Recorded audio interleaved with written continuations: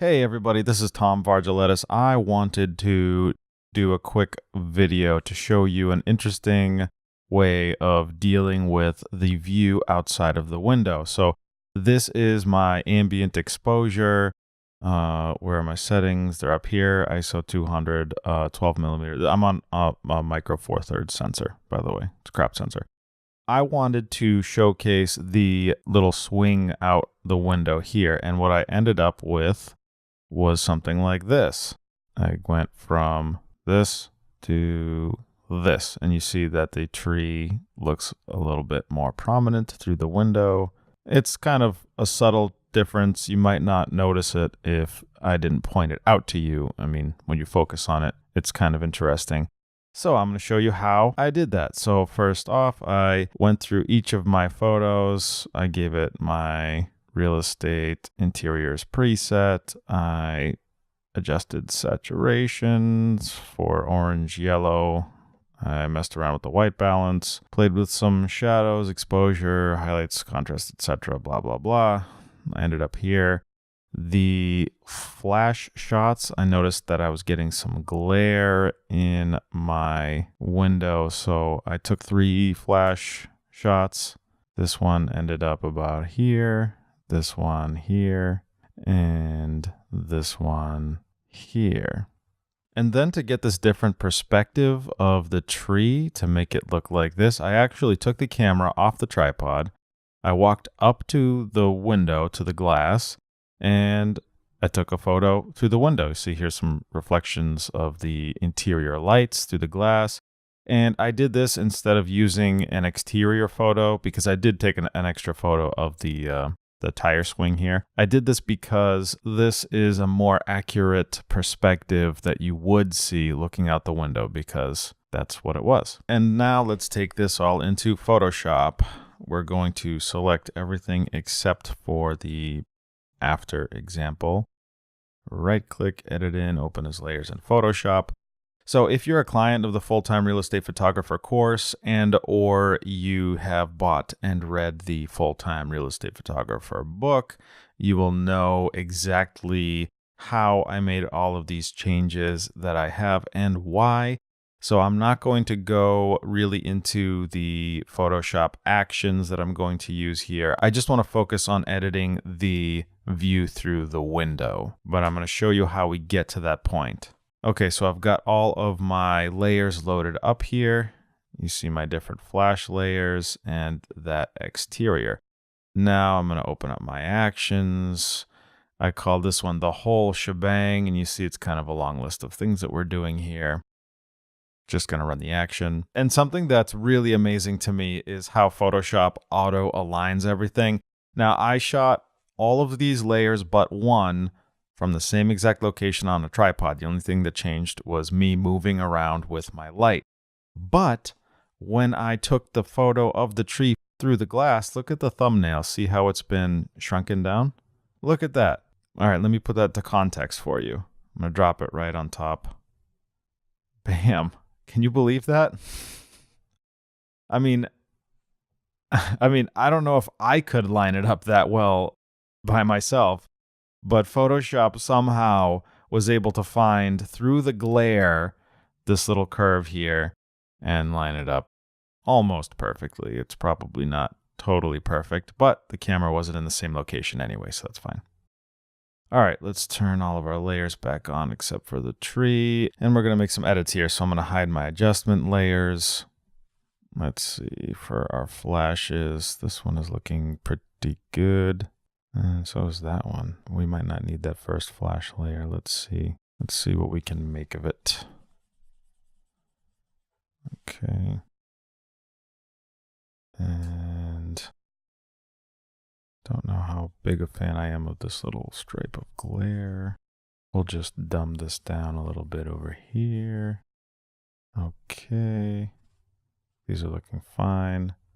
And then we have our luminosity mask, contrast, and almost no color changes. Anyway, let's get our tree in here.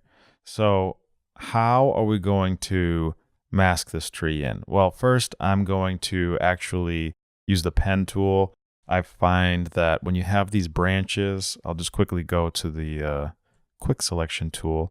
When you have all these branches, it makes things kind of choppy. It doesn't just easily fill in. And since everything isn't a perfect uniform color, it's not as precise as I would like it to be. Although if you wanted to give it a little bit of time, you could. But I'm just going to deselect. I'm going to come in and use the pen tool. I'm going to do it super rough, super fast. This is not going to be all that accurate. And I would not deliver an image to the client that was done as hastily as this. It is only for demonstration purposes. Okay, that's one.